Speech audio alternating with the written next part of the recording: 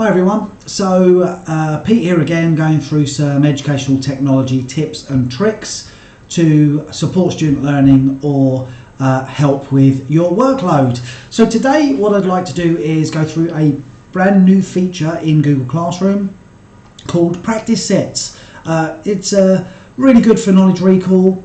It's a bit like Google Forms but much better for low stakes quizzes. Anyway, let's dive in.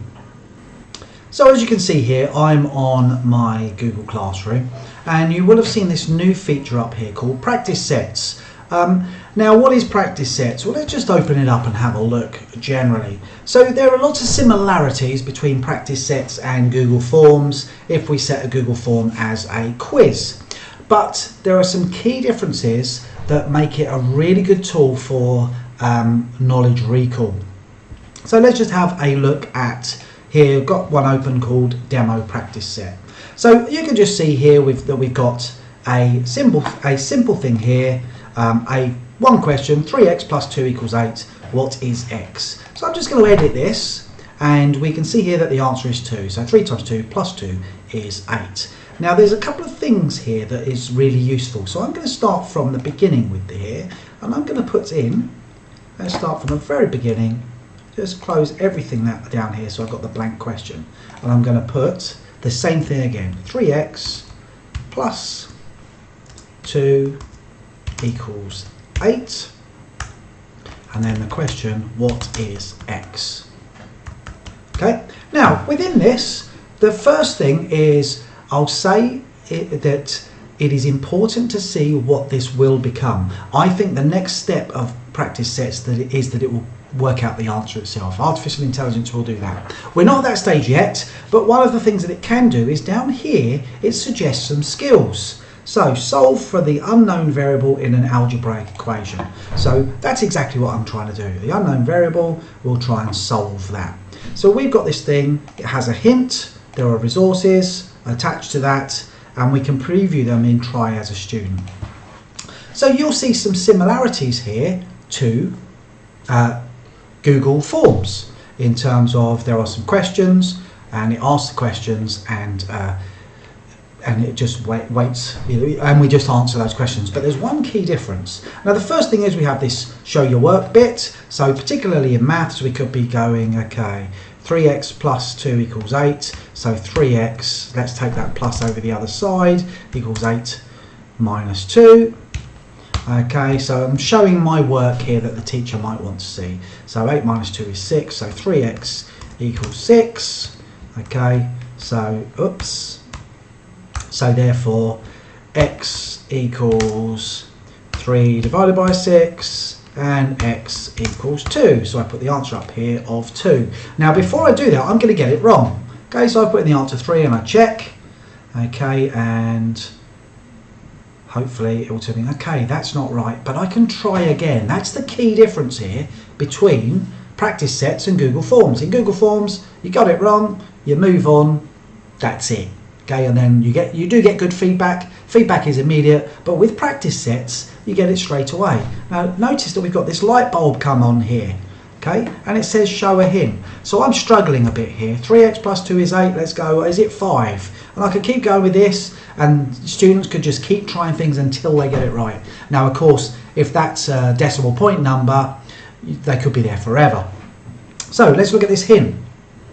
Now, a couple of things with the hint is, number one, it is American. So things like BIDMAS, they use PEMDAS because it's parentheses instead of brackets. So it's not entirely there yet. This is still in beta stage. It's still not perfect, but it still is worthwhile and worth using. I'll come on to that in a moment. But here we've got some ideas. So this might spark something with the students. So they go, okay, yeah, I get it. It should be a 2. And then they check and they get a tick and a nice little emoji going on somewhere, a nice little GIF or GIF that are various different things. Okay, so that's the basis of Practice Sets. Now there are a couple of other things that can happen with it though, which are really nice, and that is, let's go again with this. So I'm going to, and we've also got this up here of extra help, okay, where we can just get some videos and things like that. And if you notice at the beginning, it came up with that as a suggestion. So I'm going to go back and I'm going to look at this. Some other things that we can do now. If I try again as a student, so particularly year 7 now, they've got good touchscreens with pencils. So they can actually, when it loads up, I'll show you, we can actually use the touchscreen. Now I've got my touchscreen enabled on here and I can be looking at show my work and I'm doing exactly the same. So 3x plus 2 equals 8. Now at the moment I'm just doing this with my finger, so it's not that great, but we can see what we're doing and we can see their work. And it stays on here, it's sticky and it stays there forever. So therefore 3x equals 8 minus 2. Not very clear with that x, I'll try again. So x equals 6 divided by 3. And when I come up here, I put the answer in, put a 2, it recognises my handwriting, says what it is there, and I'll check. And it knows that I've written a 2, and we go through exactly the same process. Okay, so again, supporting a lot of things. Get that nice confetti when you get the whole thing right. That's not just for that one question, it's just there's only one question on that piece. Okay, so what about if we've already got some worksheets and got some things that we don't want to reinvent the wheel? Well, there is a bit of a shortcut. Again, I think this will get better. It is still a little bit clunky, but if we want to add a new question, what we can actually do is we can import a PDF. So whatever we've got, we can, whatever format it's in, we can save that as a PDF and then we can import that. And we can just cut and paste the bits out of that PDF. Okay, so if we open up, I want to go on to upload something. It's in my computer. So just get this one out of my drive.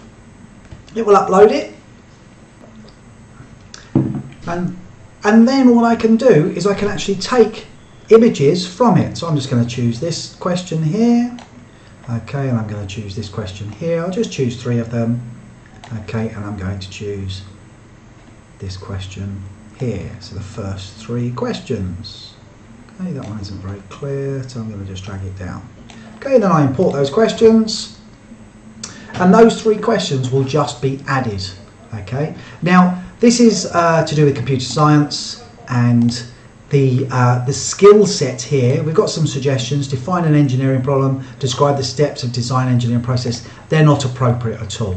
Okay, if I were to just have a look and test, they might have something for malware. Okay, no, it's not there at all. So the skills are not, there's not an exhaustive list yet. Very good for maths, it's quite good for science.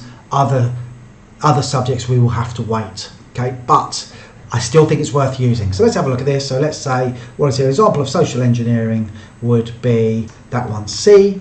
Okay, that one is, where are we, D. Okay, and on this one, malware is A. Whoops, put that in there as A.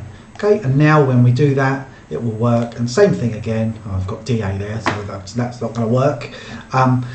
But same thing again. So using it as a student, I'll do it with typing this time. I could be writing, as I've already shown. But here we know that the answer to that is 2. What was the answer to this one? So we'll check that one. Get a nice little emoji here, a nice little GIF in the moment. There we go. I'll tick. Are we going to get a GIF? Sometimes it's a bit slow. Okay, we'll move on. Example of social engineering is C. Okay, notice I've done a small c, but it was a capital C in the other one. But it will still know that it's correct and it will still move on. This one, was this the one I put DA? So I put D, small d, capital A. It knows, it will check it. Okay, even though that's not the right answer for this question, you can see the type of thing I'm doing, and this one was A. And assume I get the whole thing right, and this is all here, and this one's correct, I'll get the confetti, and happy days, I've got it all correct. Now, that's all well and good, okay, but why is this useful to me as a teacher? Well, let me just show you one of these that I've used with one of my computer science classes. Okay, so in this lesson, we actually used practice sets for our DINT. So computer science, they all have a Chromebook, so we could do this. They came in and they just got on with it. Now, what's great is the students can continue until they get the right answer. So unlike Google Forms, where they have one go, they're either right or wrong, unlike the classic Do It Now task and KR quiz, see the right or wrong, and then we green pen it. The feedback is built in. What you can see here is it gives you some sort of insight. So this isn't a best example, but it'll tell you where did the students struggle. So it might say question 3. Question 3 most students struggled with and had to have a lot of attempts. Here we can see Bronwyn Simpson, Zakir Khan had lots of goes. And they persevered through multiple attempts. It's looking like this isn't going to load, which is a little annoying. Let's try one more time. Okay, there we are. And we get this feedback straight away. Okay, so we can see here that the solid green means they got it right first time. This washed out green means that, if we click on it, how many attempts it took them. So if we look here on this one, problem 1, correct. Problem 2, problem 3, let's go directly to this one here, go to problem 3 on this one. And we can see that the correct answer, but there was another attempt before it. Okay, so this sort of feedback is really, really useful to us. The students get feedback immediately as to whether they're right or wrong with every attempt they do, and they have the chance to correct their attempt. Where appropriate, they also get hints to support them with the correct answer.